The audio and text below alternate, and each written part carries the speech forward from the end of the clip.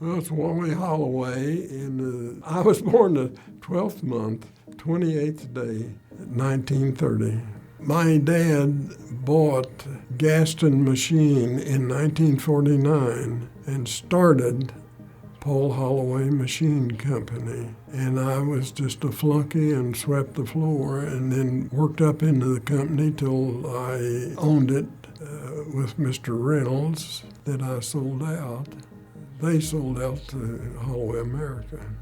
I've always worked with my hands, and my whole family worked with their hands, and we could build anything, and somebody come in and say they needed a machine to do something, boy, we could build it for them. I enjoy building things.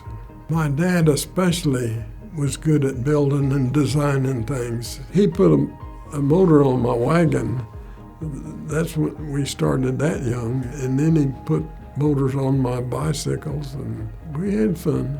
We loved to build things together, and just anything that people would bring in. We were mainly a repair shop, and people would break something, they'd bring it in, and we'd repair it and make it better than it was when it was new, and so it would stand up better.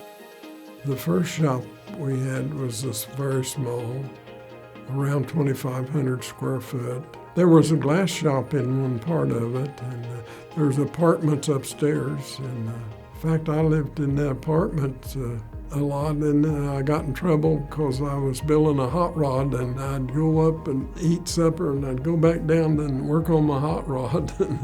My wife didn't like that too well. I sold out my part of Holloway Machine.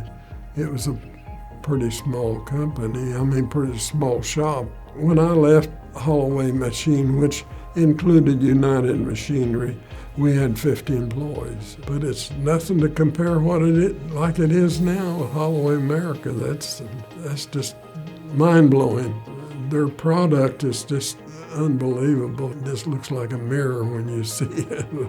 And people grinding and polishing, and